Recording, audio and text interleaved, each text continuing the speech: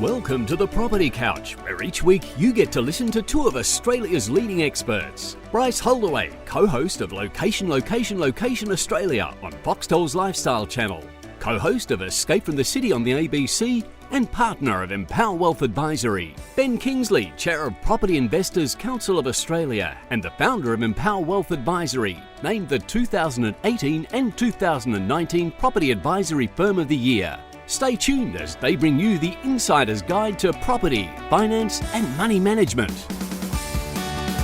All right, folks, welcome to the Property Couch podcast. Hello, Ben. How's it going?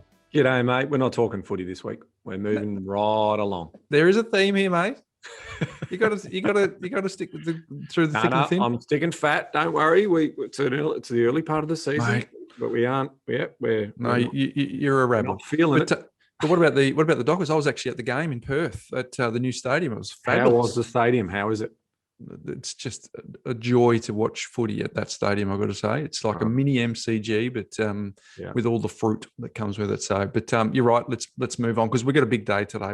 Huge. One of our virtual mentors is someone who we're going to meet today. So I've got to say, and I'm super, super excited about what this particular man is going to deliver for. So strap in, folks. We are going to go into backstory. We're going to go into some real meat and potatoes on how you can interpret data in this country and use that to invest successfully. But we're doing our course next week, Ben, which we like to do a single launch where we can offer it at a discount. Yes. So that is happening. But as you know, for the last couple of weeks, we've been reading out some reviews and giving away some actual copies of this for free. So this one is from Millicent87, Game Changer. I've always felt intimidated and overwhelmed at the idea of property and investing. It's fair to say I was completely illiterate in finance and how to manage my money.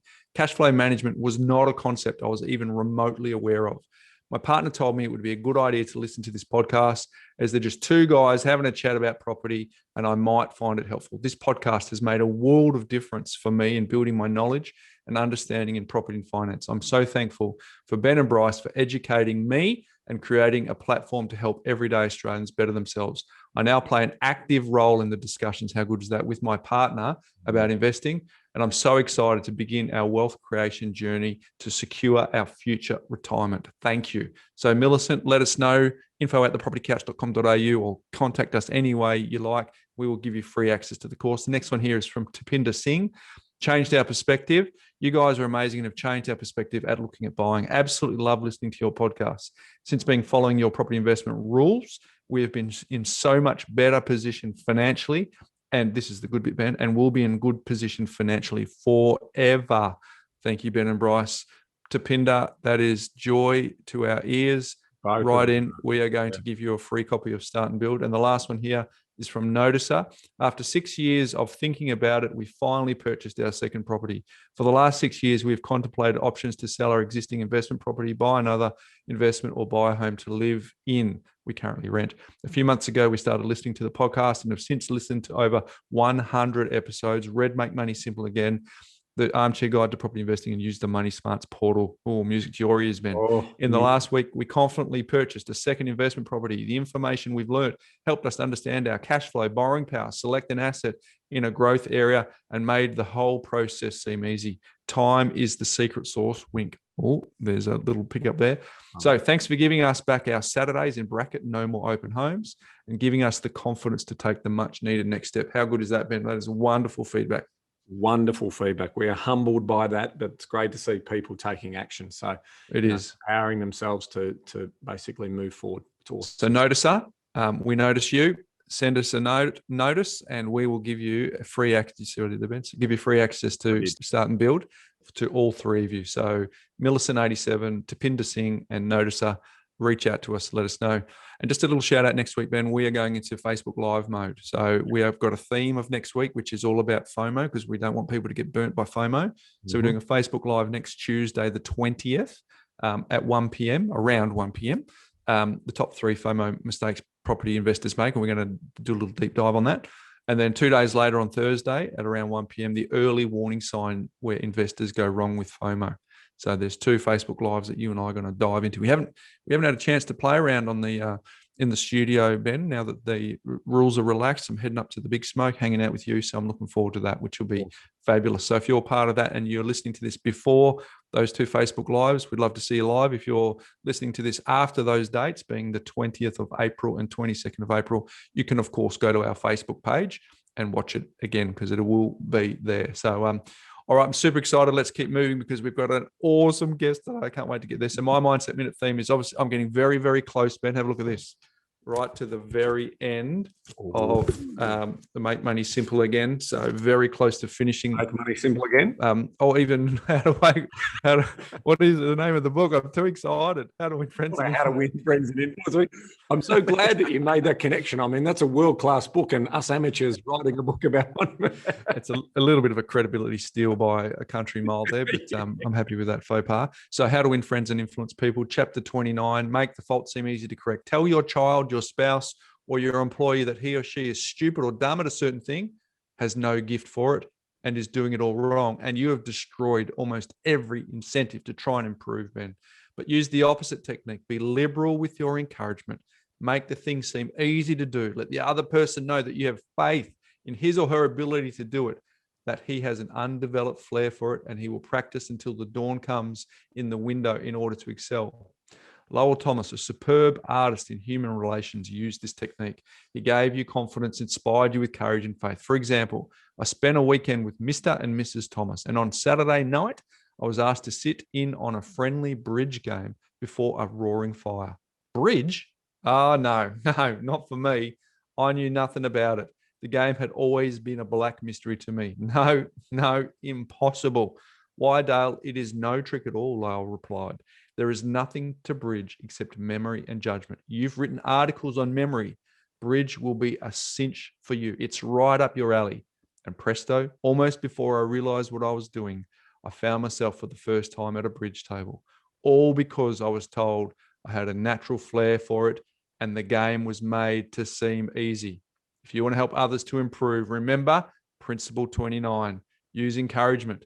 Make the fault seem easy to correct. So, Ben, okay, let's go for a little role play here. We've got to make sure we get this to land. I like my little role plays. Yes, I like how you set me up. No, I wouldn't say that. I'm just saying it's like I've got Stiggy won't talk to me, so I can't talk to Stiggy. So, so you have a natural flair to correct poor decisions, and correcting them looks really easy for you to do, Ben. So, if there's something where if you're following a certain club that isn't going so well, you can correct, and because I've seen you do it. And you do it so easily and you make it look super, super simple. Very successful club that I'm following, and I'll continue to follow the pies. So thanks very much for trying. Straight bat again, mate. I like it. It's wonderful. But all right, how excited am I to be interviewing today's guest? We had a chat with a virtual mentor of ours who's now someone that we get to meet. Let's cut to the interview we recently had with Bernard Salt. All right, Ben, we've got a very special guest today. We are interviewing Bernard Salt. Bernard Salt is widely regarded as one of Australia's leading social commentators by business, the media, and the broader community. He draws on a range of data sets to interpret social change both now and into the future. He argues that social and cultural change are powerful forces that are reshaping the way we live, the way we work, and even how we form relationships. Bernard was awarded the Member of the Order of Australia in the 2017 Australia Day Honours. He was a partner of KPMG until his retirement in June 2017 and still acts as a special advisor to the firm. Between 2011 and 2019, he was an adjunct professor at Curtin University Business School. Now Bernard is the managing director of the Demographics Group, and he writes weekly columns for the Australian newspaper that deal with social, generational, and demographic matters. Welcome to the Property Couch, Bernard. Thank you very much, Bryce. Very happy to be here. Mate, that is quite a resume. You have certainly got to the top of your game in your field, but this wasn't always the way, Bernard. Can you take us all the way back to the beginning of your professional life and tell us how it all started? How did you become Australia's number one demographer? Demographer, right, yes. Well, firstly, I am not trained in demography. Okay. My many and growing army of critics will point this out immediately. that I actually, I deal with demographics, and if you deal with any numbers regarding market size, market estimates, demand, census figures, then business uses the shorthand term, you're a demographer. You deal with demographics, therefore you're a demographer. My technical training is that I am a school teacher by training, a geography and history school teacher. I grew up in Western Victoria and a small country town, and liked my school teachers, and I wanted to be like them, so I became a school teacher. My problem is that I got out into teaching rounds, and I realised that the kids that I was teaching weren't as enthusiastic about my subject matter as I was. So I didn't, as soon as I got my degree, went straight back to university, did a master's actually in effectively urban growth and development. I looked at Melbourne, its evolution over 200 years at that time. And I just had a fascination with telling stories through numbers. I can't remember what I had for dinner yesterday, but I can remember pretty much every population level from every municipality in Australia. So, Wow. Well, not every, but I have a reasonable idea. Just an ability to retain figures and then to tell stories. So I did my teaching degree, did my master's degree, then worked at the Geelong Regional Commission, and which was a planning authority down in Geelong. I was living in Geelong at the time. And these consultants would come in and they'd be charging a fortune for these reports. And I think, no, I can do better than that. I thought they were, but it was really, really interesting stuff, population growth and social change and, retail trends and all of that. I was absolutely fascinated by it. And a job was advertised, about 2 years later, and applied for it and got it.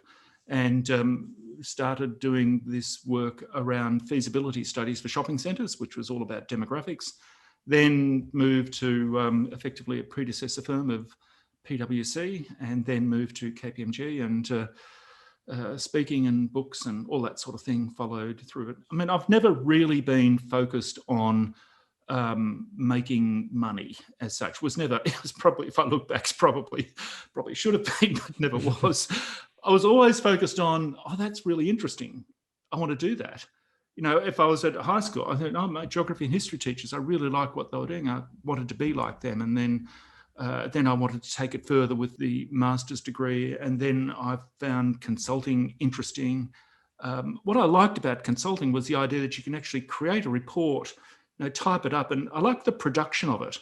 I liked a report that, had nice maps and all that sort of thing. Very simple things that engaged me. And I just always followed my my interest.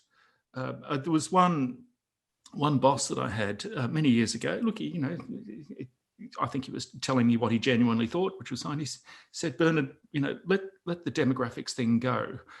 It'll never get you anywhere. Yeah. And at that time I thought, it's probably true. It's probably good advice, but I like it and I will accept that. And once you give into it and you think, well, whatever my fate is, I'll accept. But it actually turned out to be a positive, because apparently people in my presentations will come up to me and they'll say, Bernard, you're so passionate about your material. I said, oh, am I? I didn't realise that I was. But in actual fact, I've just always chosen what I've found interesting, and then everything else has sort of fallen into line. But it means that it's a long, slow incline. It's not, you don't reach the top very early. That comes later in life. You have to be patient. So you've got to really, really like what you do if you're in this space. And the rewards will come, later, not earlier, in your 40s and 50s and later. Well, you're definitely passionate about your topic. There's so much that we're going to dive into about that and how you tell stories through data. But before we do, you mentioned you grew up in a country town in the west of Melbourne and you're not motivated by money. Given this is a money and finance podcast, can you tell us a little bit about what money conversations were like for you growing up? Was it part of the dinner table or was it not part of the dinner table? Yeah. It was very much part of the dinner table, because I was number 5 of 6 kids in a working class family. Grew up in a housing commission house, and my father in particular was very, I think in his very, very, he went to work at 14 or something like that, and worked on big sheep station properties in the Western District and so forth. And so he had this, they're very sort of Labor voters and so forth, which is fine. I mean, that was their history. But I remember asking Dad once why he never went to university. Did he ever think of it? And he absolutely roared laughing. He said, only rich people go to university. This was the world in the 1960s. Along came Whitlam in 1972 or earlier, December 71, and enabled working class kids to go to university through fee-free university. Mind you, I will say that when my father said only rich people go to university, I thought, I don't care how I do it, but I'm going to go there. And it was made much easier, of course, when Whitlam made tertiary education fee-free. And so in the 1970s, that's what I did. And then in the 1980s, further degrees and so forth, and consulting. That's how sort of the timeline. But yes, money and making money work was very important. Being very, very pragmatic with money, and always being in situations where I knew that we had to go without and not complain about it. So, it was very good training and background, and just made me very determined to succeed, not so much to earn as much money as I possibly could, but to just be successful. And I kind of worked out very early on that was through education for me. For other people, it might be starting their own business. Maybe it should have been. Maybe I should have done that. I don't know. But I would never been able to pursue intellectually what I found interesting had I just gone straight into some sort of business very early on. Yeah, too busy keeping the lights on and paying the staff and all those sort of things, and not being able to focus on what you want. Yeah. Yeah, I'm interested in the behaviours. Obviously, your father, large family, bit of delayed gratification, and obviously, at that lower socio-demographic in terms of, working class household. Were you in a rush to get to that next stage? From what I've just learned so far from this conversation, it doesn't sound like you were. You were very much aligned to your values, very much aligned to your interests. Oh, I thought I was hugely successful at 18 because I got into university. Yeah. No one else had ever done that. And my parents were just gobsmacked. And they just assumed, and I just assumed, that if you got into university at 18, you were going to be well-to-do. And being a school teacher would make me well-to-do. I had no concept that there was a difference between what a school teacher earned and then what others earned. I didn't even know that there were private schools until I was about 17 or 18. So I lived in such a bubble in this community in Western. Look, it was very familial, very tribal, very warm. I loved it, but there was an awakening, an awareness that came from 18 through to 21 or 22, that sort of thing, and suddenly realised there were things like private schools, and the range of wealth and prosperity was ranged way up above where I came from. I will also say that when I was growing up in Terang, one of the neighbouring households, they were really very, very poor. The father had alcohol problems and so forth, and I think he had post-traumatic stress disorder from the war and so forth.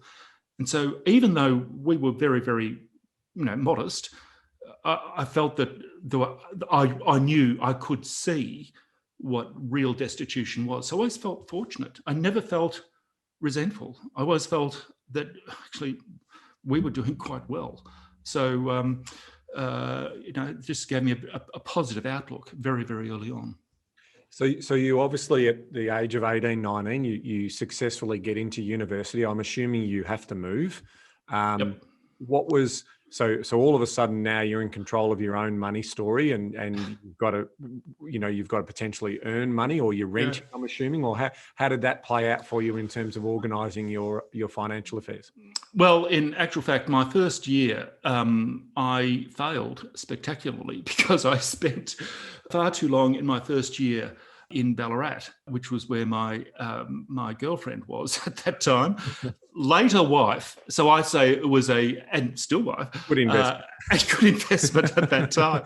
But look, it was a great lesson in life to fail and to disappoint parents so much. Not that they said anything, they were fine, but it meant, gone was scholarships, all that sort of thing. And I had to get out there and scramble, absolutely scramble, and recover my situation, recover my relationship with my parents, because that, but I just felt that I'd let them down. So I worked multiple jobs and studied and did that for 3-4 years. I loaded newspapers on a truck on a Saturday night from midnight till 6 o'clock in the morning, backbreaking kind of work. I did that for 3 years, and washing dishes at Rob's Carousel restaurant in Albert Park. I learnt that if you said nice things to the chef, he would accidentally burn the oysters Kilpatrick and fling you that dish for your meal. So and other jobs like gardening and whatever, and being a barman and a waiter and so many different jobs. I actually quite liked it. I was earning quite a lot of money, and studying. And the other thing is, working through the night, midnight till 6 o'clock in the morning at the age of 21, you can have an hour's sleep and then get up and do something for the rest of the day. Whereas, later in life, that would completely wreck you for about 3 days. Yeah, no chance. Bernard, are you a pioneer in the demographics world, or was there a mentor that paved the way before you? Because I read The Big Shift that you brought out in 2001, and I found it fascinating that someone could interpret data and make it so compelling and interesting to listen to, and read and absorb. But were you a pioneer, or was there someone who paved the way before you?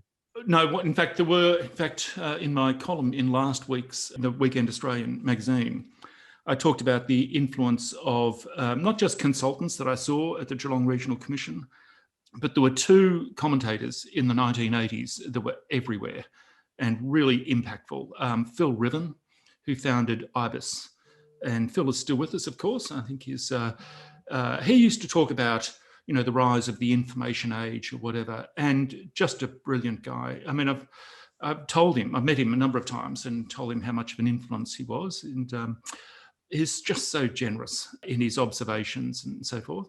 And the other one was Hugh Mackay. Hugh was Sydney-based, so I met him once, and he's been very, very generous. But Hugh talking about social observations. So there was social observations from Hugh, and then economic demographic observations from Phil. And then I used to read the work of Faith Popcorn, who was a pop futurist from America. And she invented concepts like cocooning. This was in the 1990s. And I thought, how clever is that? To invent a term like cocooning and nesting to describe a modern day behaviour. And I was just fascinated by these people, Hugh and Phil and Faith. And then when I was doing my master's thesis in the 1980s, my supervisor, Joe Powell, he would say, Bernard, look at these numbers. Now, to get up to outer space and look down on those numbers, what do you see? You see things differently from an altitude, from across time. Just a couple of phrases like that just change your worldview. And I think of that every time. How do you develop stories from numbers? Well, when you take that altitudinous view, the story leaps out of that table, out of that graphic, out of that map. Just looking at a map or a table is one-dimensional. Looking and say, why are the numbers behaving like that? What is behind it? And when you're speaking to a CEO or an investor, that is what they want to hear. I remember I used to talk, when I was doing these shopping centre feasibility studies, occasionally, you'd actually have a meeting with the client. These are people that own shopping, they're worth gazillions.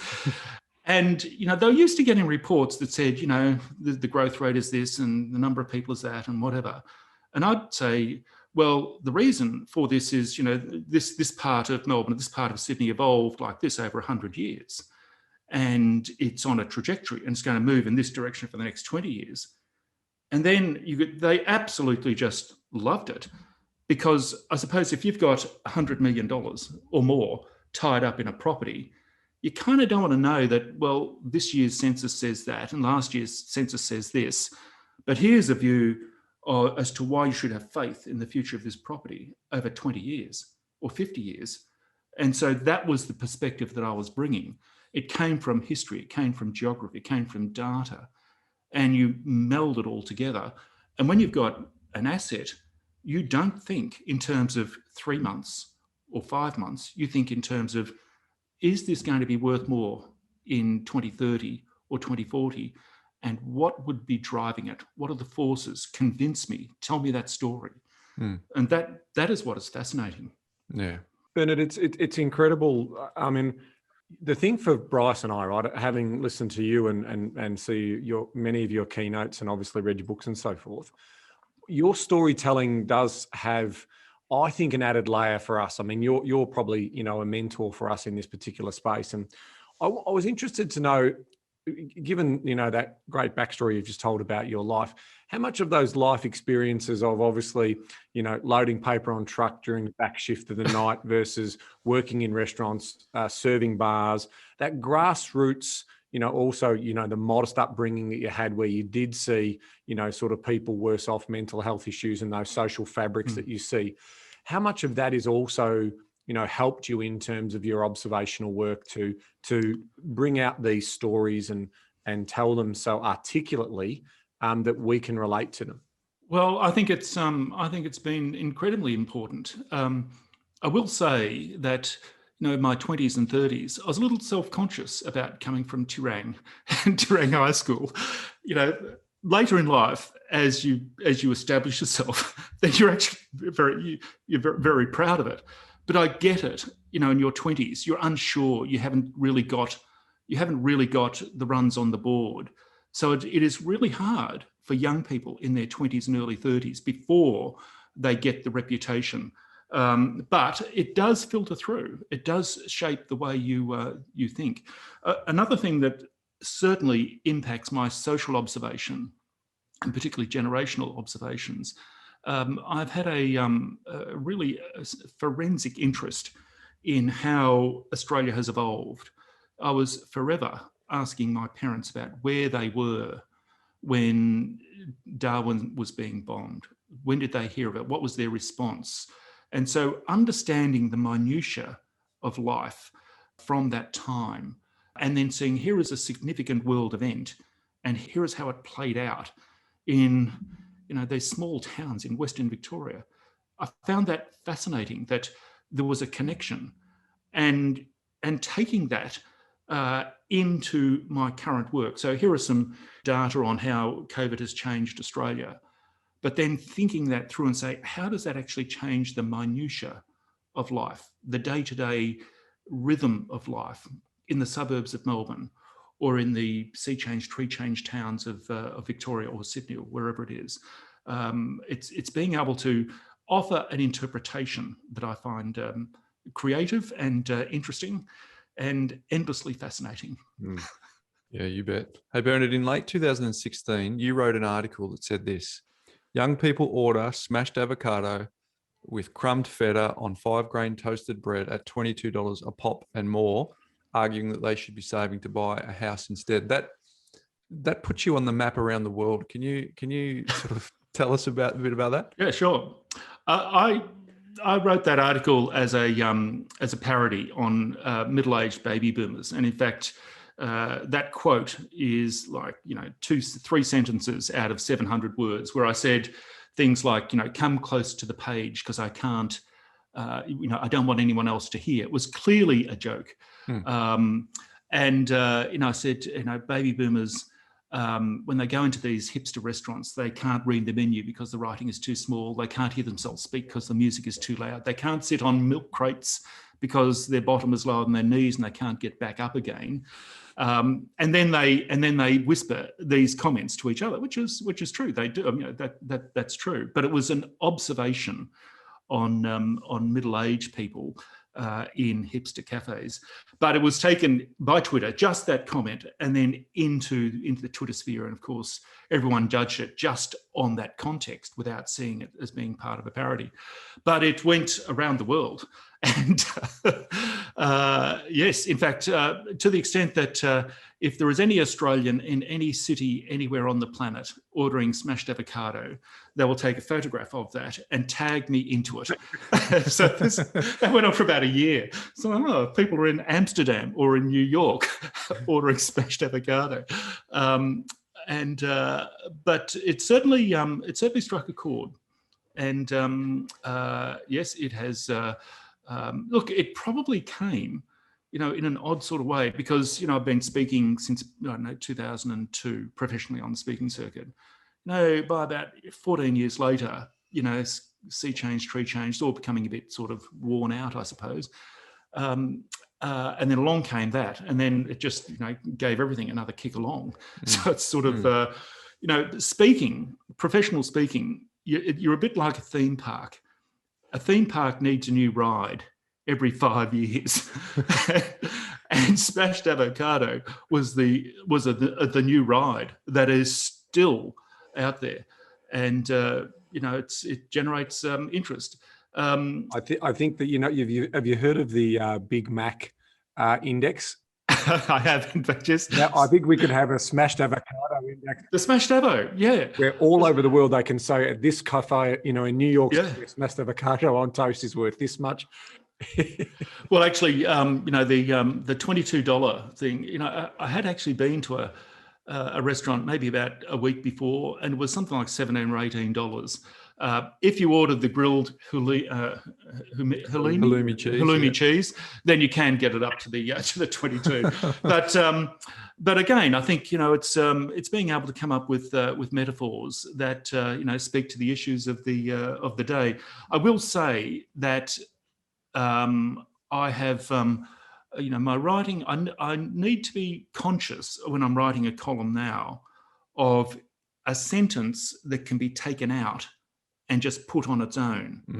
So you have to write. I have to write more defensively now than was the case at that time. That's fine. I mean, that's just a shame. No, well, yeah, but look, you just need to be more.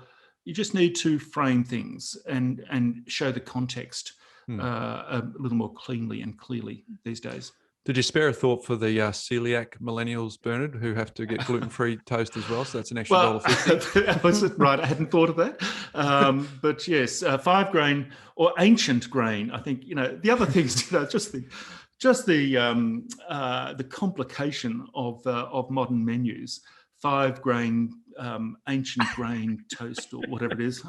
What is ancient grain? Do you get a buzz when ME Bank started the campaign that says have your smashed avo and eat it too, and then in your presentations you have that road sign of avocado. Avocado. Someone's changed avoca to smashed avocado, and 13 kilometers became $13. Look, I do. I mean, there's certainly at the time, the first week was pretty intense. And, I didn't sort of go out there saying, oh, but I've been misunderstood or whatever. I mean, that just looks pathetic. So, that's just the way it is. You just, that's you just cop it and then move forward and ultimately, explain what's the context of it and so forth. But there's been certainly a lot of a lot of fun things. So yes, the ME Bank did do that, which is good luck to them. As long as they paid a royalty. They don't. I do feel that the smashed avocado on 5 grain toast or whatever it is should be elevated to our national dish. Move the pavlova to the side, and the meat pie with sauce is like 1930s, 1940s. Come on, yeah. It's in the 21st century, it is smashed avocado that speaks to our modern day values.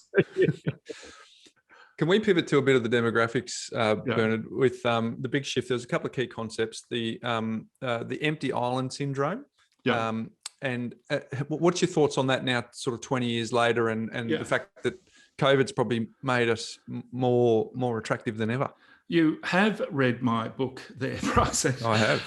Yeah, empty island syndrome. You think, what connects us today with 1788, when the first Europeans arrived for permanent settlement? I have other thoughts about the Indigenous community as well. I mean, they've been here for 60,000 years or so. We arrived 250 years ago, so there is a more powerful and a longer story. But the point of that first fleet arriving in Sydney Harbour, what connects us to them? You think, nothing. But I do. I think there is something. That there was about 1,200 people on those ships, and what struck them, I think, from my readings of them, was the fact that they were somewhere on another planet. They didn't know the shape of the continent. We didn't know the shape of Australia until 1817. So the outline. But we were aware that we were in a space that was vast and not empty, because there was the Indigenous community, but lightly peopled.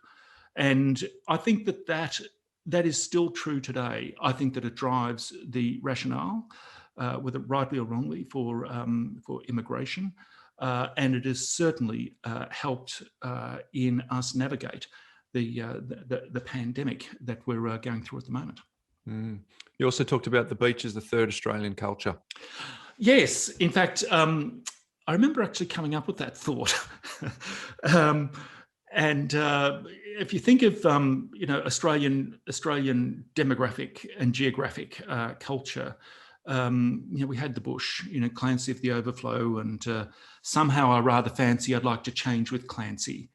That was a city clerk's lament about how he yearned to be in the bush. It was like 1900 or whatever it was, whenever it was.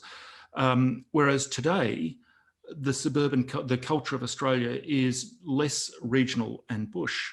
It's more suburban, middle Australia. And if you look for the iconography behind that, it's things like Edna Everage and Kath and Kim and Darryl Kerrigan. They speak to where most Australians live and identify. And then there is a third culture that has emerged, I think, over the last, say 30 years or so. And that's the evolution of, the Sunshine Coast, the Gold Coast, Coffs Harbour, the peninsulas outside Melbourne, the idea of living by the beach. And what connects, I think, suburbia and the beach is the pursuit of lifestyle. If you say, what is a motivating force behind the Australian people? Well, we peopled suburbia because we thought that was a better lifestyle than living in a dark, congested, infected inner city. And we peopled the coast because we want that whole sea change experience. And so when you're actually looking for an investment or a business opportunity in Australia, my view is that how does it speak to, connect with, enhance or embellish what really motivates Australians? And that is lifestyle. And if you think, well, if you applied that logic to Americans, what drives Americans? Well, that would be freedom. I want the freedom to not wear a mask, to carry a gun, or whatever they do over there. Whereas Australians, it is lifestyle. So if you're in lifestyle property, even our homes have reflected this. They've become lifestyle havens, in fact, in suburbia or on the beach. That goes back to that logic of you're speaking to a shopping centre owner who wants to hear a 30-year perspective or longer as to why this is a good investment. And so if you're buying a property, how does it contribute to the Australian ideal of lifestyle in 2030 or 2040 when you'll want to sell that property? Yeah, you summarised it as 19th century was the bush culture, 20th century was the city culture, and that's where suburbia was born because people were trying to get their patch of dirt as close as they could. And then the 21st century is being lifestyle, and it hasn't been, that was written back in the early 2000s, and now 20 years later, it's never been truer. Can you tell us what your view is the future of Australia and how that should shape people's decisions around buying property and where they should buy it? Well, the big issues for Australia, I think, are geopolitical at the moment. For the last 70 years or so, we've had the safety, the security of our relationship with the US, which will continue. Look, I cannot see certainly a fundamental shift in that relation, but I think there's going to be tensions going forward.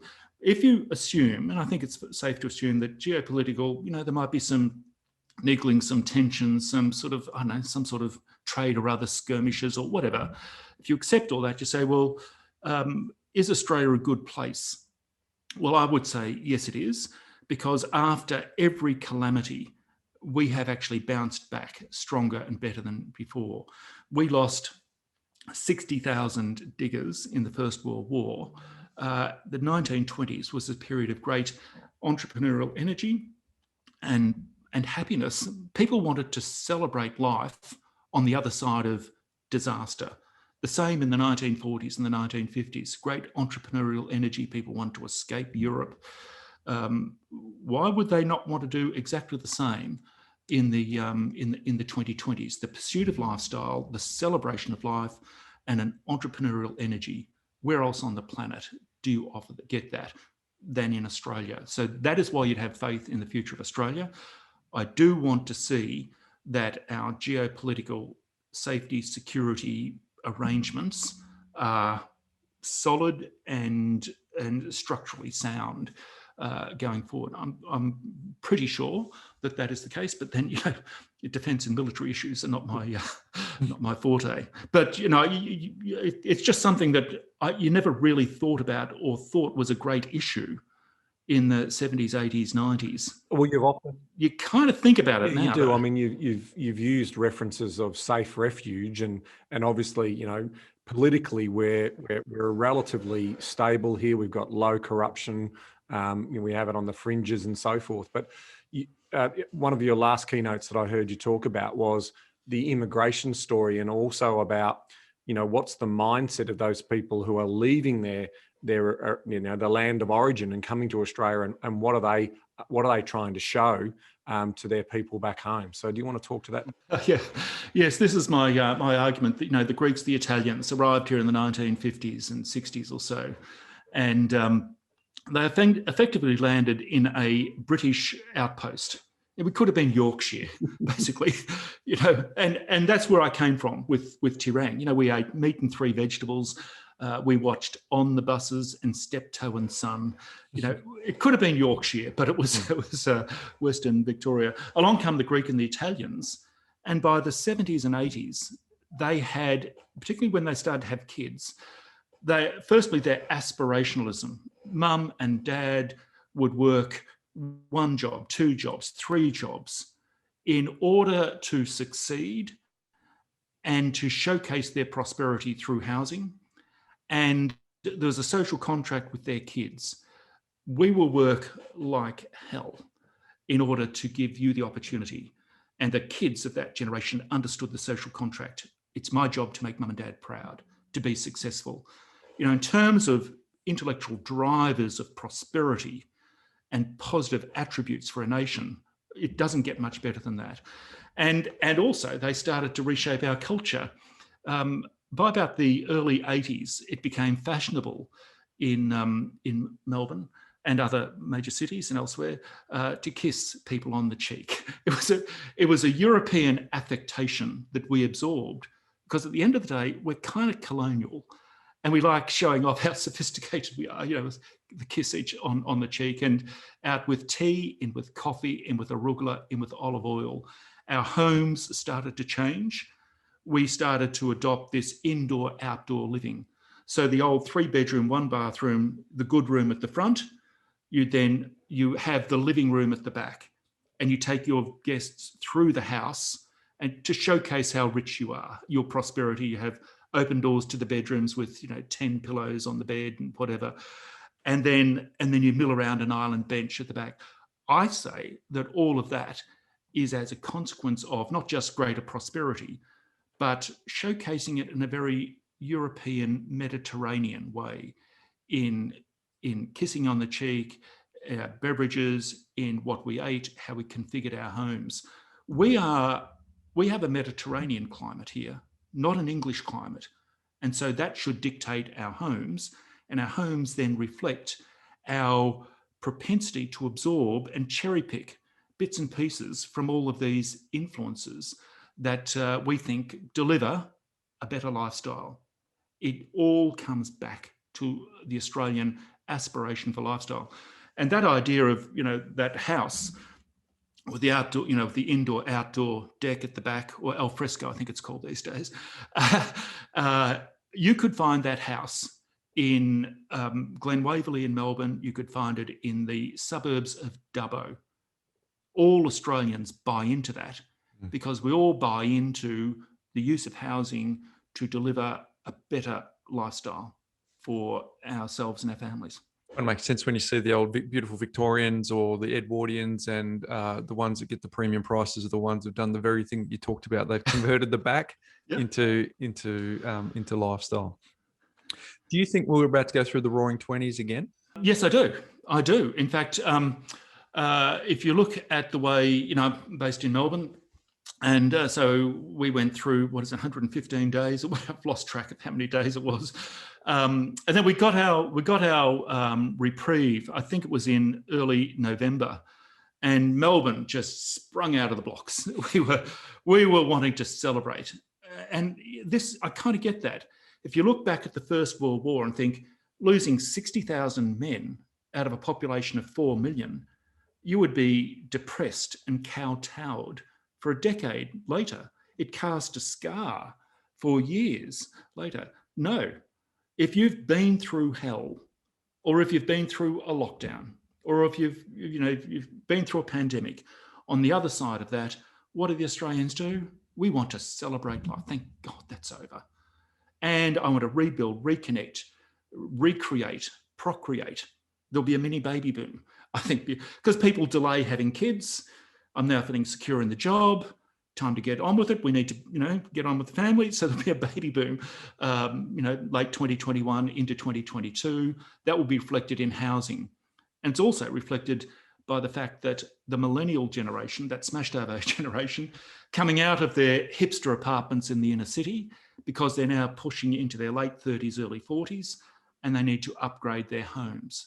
So a 3 or 4 bedroom home in a garden suburb with a front yard and a backyard for that next generation of the baby boomers. They used to call them the echo boomers. We call them the millennials.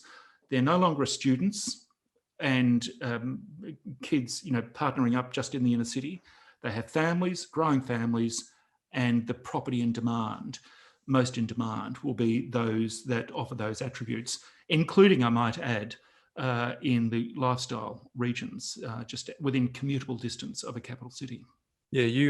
The last keynote that we heard you was just as coronavirus kicking off. It was in Melbourne, and in that particular talk, you were talking about Australia's superpower is the fact that our economic credentials leave us, I think, 13th from memory, but our population growth is our superpower. And how have you adjusted your thoughts around the fact that the planes aren't landing, but will at first opportunity? How that was pre-COVID kicking off, and here we are post.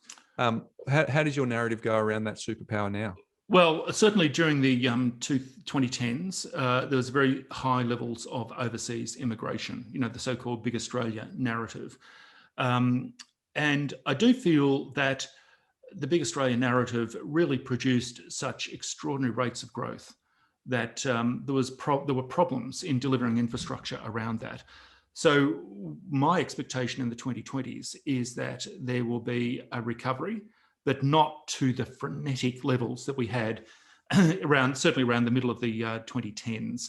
There was a point, 2017, I think it was, that Melbourne added 130,000 people in a single 12-month period. In the 1990s, Melbourne was adding at best 40,000. Now it's like 3 times the number of people in a single 12-month period. So I do think that, we need skilled migration. In particular, there's a case for refugees and family reunions and so forth. So that will continue to grow, but I don't think it'll get back to those extraordinary levels. I think that a major driver of the demand for property will be the millennials who had postponed commitment to a mortgage. Interest rates are down, they're moving, they're past the 35 mark, second kid's on the way, time to get serious. we now need to buy that property.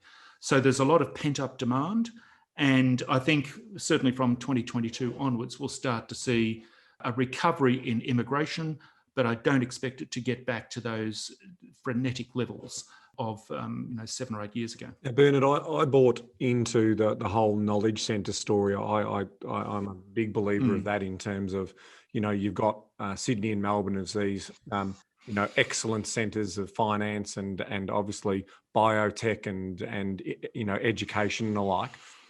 With this skilled migration that's also coming in, but also with this short term, is it short term in terms of the escapes to the regions? Because of that, because ultimately those knowledge centres are still, and those mega cities are still attraction centres? Yes, look, that is the case. I used to describe the Australian urban system as a bit like a comet. At the front of the comet is two great boulders, rocks, Sydney and Melbourne. And then you've got all these sort of smaller ones tucked in behind, and right out the back, these tiny little towns, like Victor Harbour and Taree, that are really substantially dominated by the retirement sector and so forth.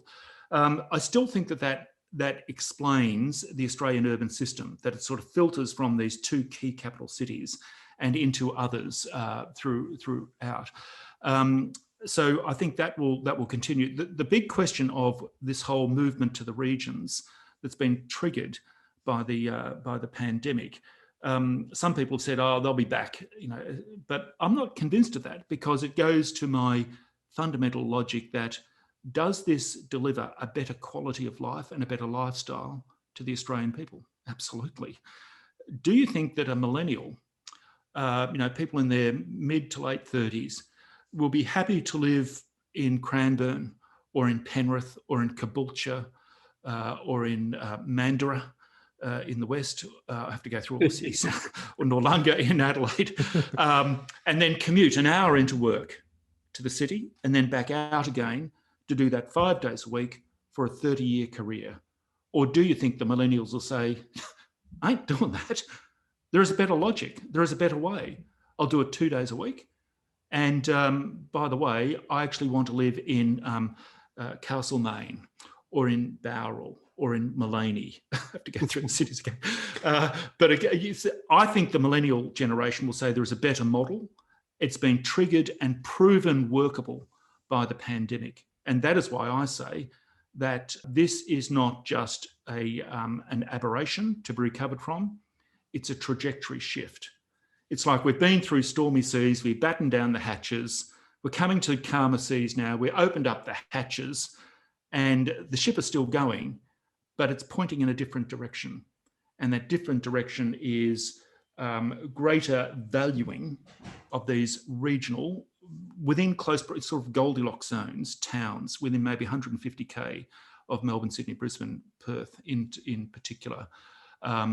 And so I think that will continue into the 2020s. So I think a clear shift in direction. Sorry, Bryce. I was just going to say, you don't think that there will be, as coronavirus becomes further and further in our memory, there might be a U-turn? And I'll use the 2011 floods as an example in Brisbane, where no one would buy in a flood-affected suburb within, a couple of years of that event. But now people are buying in those suburbs as if that flood never happened. So yes, no, I don't think so. And it goes to my argument that Australians are so motivated by lifestyle. I think that is a value that has transcended generations.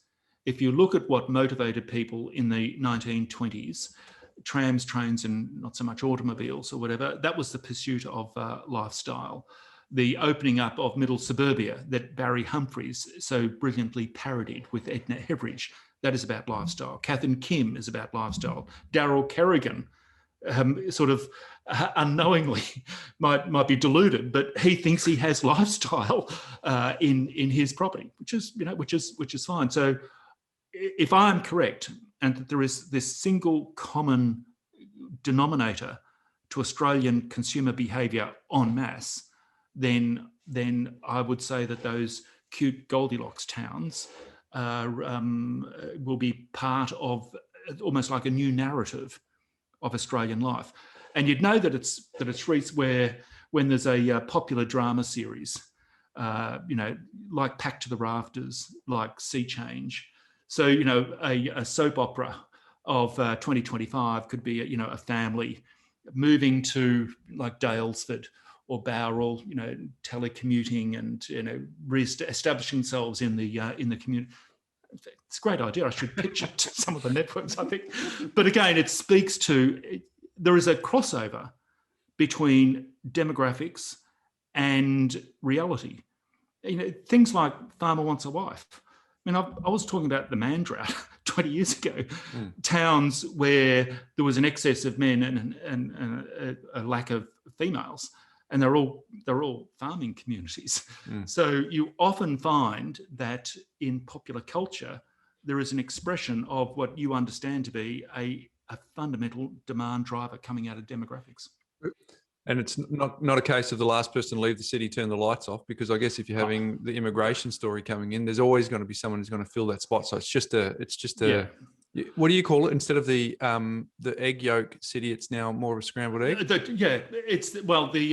egg yolk, the fried egg city. Melbourne, Sydney, Brisbane, Perth in particular were fried egg cities for 180 years.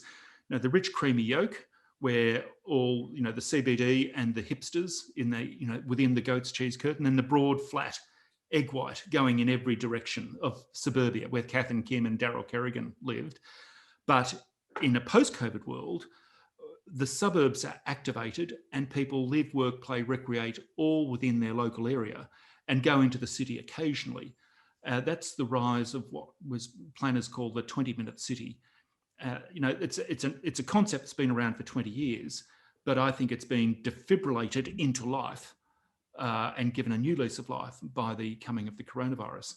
So, stronger regional centres, like, I don't know, maybe Ringwood in Melbourne, and like Blacktown in Sydney, and like Mount Gravatt in Brisbane, where people orientate towards the local area. When you start seeing hipsters dressed in black and eating smashed avocado in Penrith and Cranbourne, that transformation, cultural transformation has taken place. They're probably there at the moment, I would imagine. My last question, Bernard, because I'm conscious of time as well. I mean, I could talk to you all day. This has been amazing. So those city centres and those cafes and the restaurants and the vibe that was, alive during the day and also into the nights, that's that 24-hour city mentality that we see in Hong Kong and Shanghai and New York and the like. Are we losing that? Or because obviously if we've got the 2-day-a-week commute in, what are we going to do as businesses in terms of, do we need the 1,000 square metre space, or do we now only need the 500? I mean, I'm getting more and more images of these little phone boxes that you can put in your office where people can come in and work in the phone box where you get more people in. Tell us a bit about your thoughts there. Well, in fact, certainly the city is not going to die. I mean, there's too much, the ASX top 200 businesses are not really going to be run from a home office in Toorak or Point Piper. It might be for a week or two, but you can't run any of those businesses. You need to be there, and your direct reports need to be there. So the spine of the CBD is fine, but all the secondary and particularly tertiary space, all the consultants and contractors, and that's how I built my career as a consultant. They can do their work out in the suburbs, and then you come into the city. This is an idea formulated by Simon Kustenmacher, who works with me in the demographics group. Brilliant observation. I felt that the CBD will change, and that it will be more social aspects of work. So when you're in the suburbs, in your Zoom room, which is my room here, then you're writing or you're researching or you're evaluating or you're going through figures or whatever, you're just concentrating. But when you're in the office in the city, the CBD changes. It's very social, it's very collaborative. You're doing deals, you're meeting clients, you're going through training programs. That is the direction. At this point about the ship pointing in a different direction, the CBD is doing almost not 180 degrees, it's doing a 45-degree turn. And so a lot of the concentration type work will be flung out, of the city. What is that? The centrifugal force.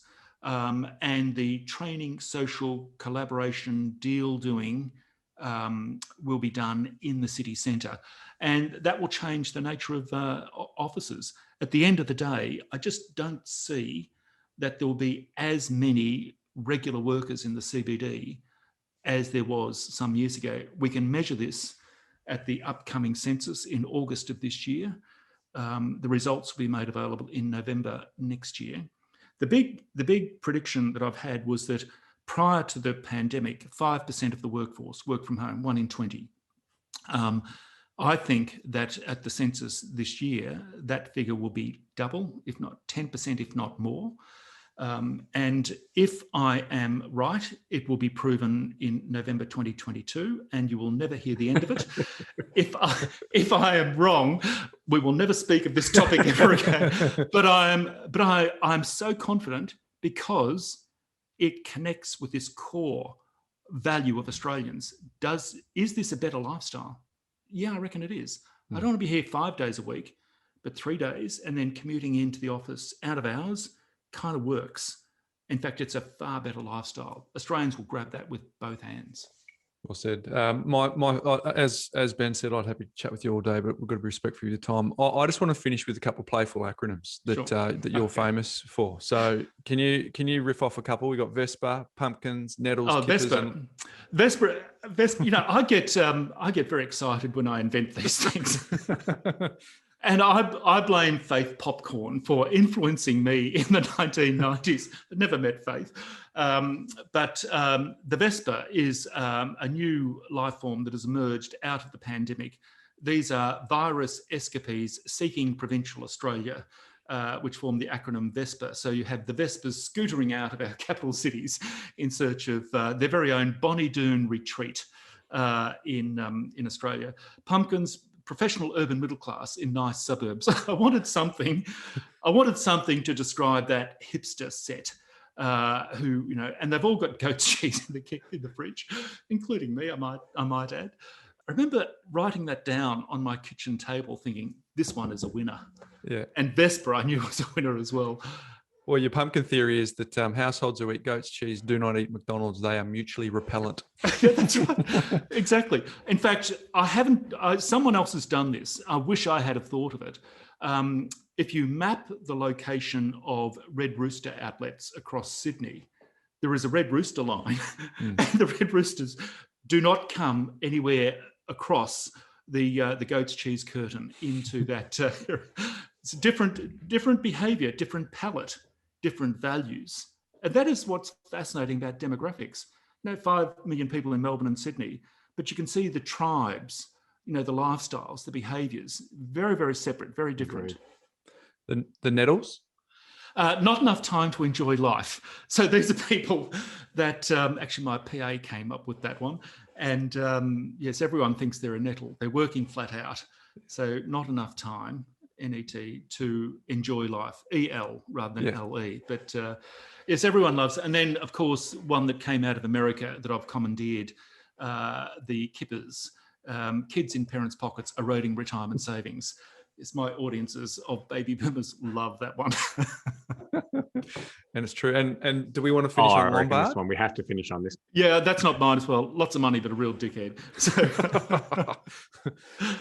Very good. Well, Bernard, I must admit it's been a real joy and privilege for me to have the opportunity to chat with you. You have shaped my views, and Ben, as he mentioned before, around data and demographics and how we can understand this country and how that shapes people's decisions around property. So to be able to, you were a virtual mentor, you're now someone who I've met face to face. So I'm excited about that. But on behalf of our community, thanks for your time today.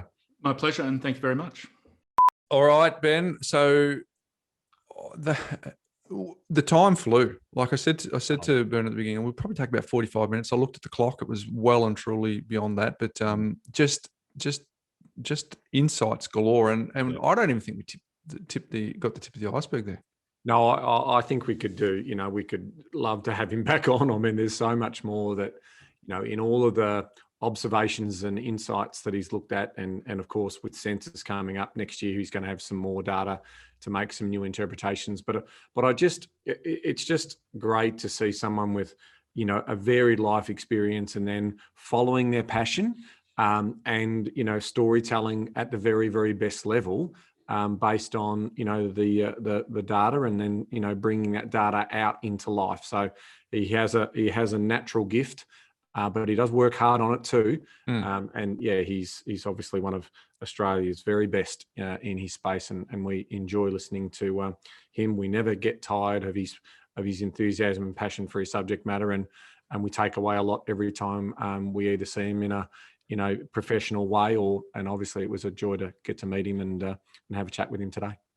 How noticeable is the difference too, in terms of like when he's on stage, he is just unbelievably passionate and high energy, whereas it was just like having a chat with someone on the porch, just riffing it. It was such a nice change of pace to have that conversation. But just a couple of reminders, Ben.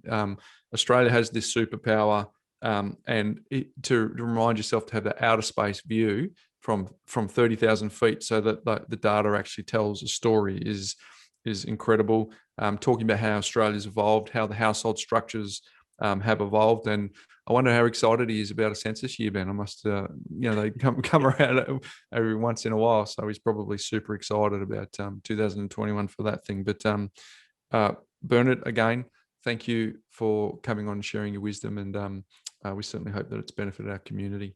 My life hack today is related, Ben. The key to interpreting census data, you heard Bernard say it, is from 30,000 feet. So to help draw out a story and bring that data to life, it's best to visualize the data spatially. So, and that's according to the ID blog, right? So there's plenty of places you can go on the internet, but they have a tool, which I'll put in the show notes here, where you can go and interpret data. And we've done that, Ben, a lot in our business. And 100%. As an example, we have pulled the data, and one of the census questions is, where do you live and what income price bracket do you live in?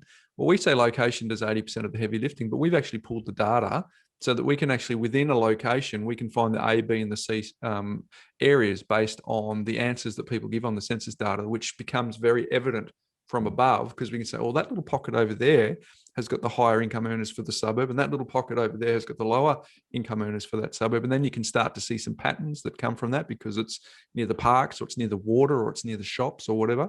And so I'm a huge fan of, and I know you are, I'm preaching to the choir here. The key to interpret that census data is spatially and get up as high as you can. So as I said, I'll put a free link. Well, you can just pretty much find anything on the internet, but to make it easy, there'll be a link in the show notes of just one example where you can go and interpret that. But Ben, that's been a big part of your world to look at data spatially as well. Yeah. And, they call it now, data visualization.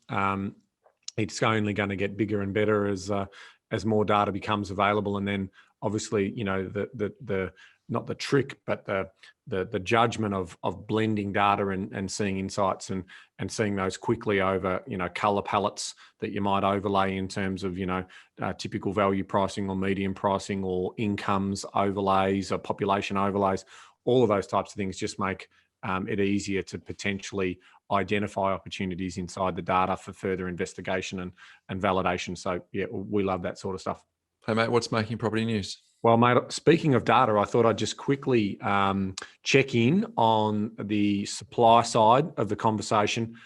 So again, our good friends at CoreLogic provide us on a weekly basis with a snapshot of the supply story, because we know where the demand story is in the FOMO piece. So I'll come back to that too, because there's a little bit of data that's come out also yesterday, which I'll get to.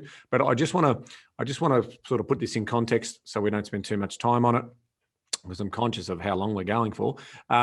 Sydney, in terms of the 12-month change, so this is for new listings. So new listings are a measure of listings that appear for sale inside the last 75 days. So Sydney, in that time, the change over the last 12 months is up 20%. But the overall count of listings over the last 12 months is down 13.9%. So what is that telling us? It's a good sign that we're seeing more properties come to market. but the overall listing numbers in terms of the properties that are available for sale in Sydney are down 13.9%. In Melbourne, new listings up 45%. So coming out of lockdown, because we didn't get to sell properties during that period, that's a spike based on COVID. But in terms of the overall listings, only up 5%. But then we go into other markets and it's all negative. Okay, Brisbane is up 8.9% for the 12 month for new listings, but down almost 30%. Adelaide is up 21% for new listings, but down 28% for overall listings. Perth up 101% for listings, but down 20% in terms of overall numbers.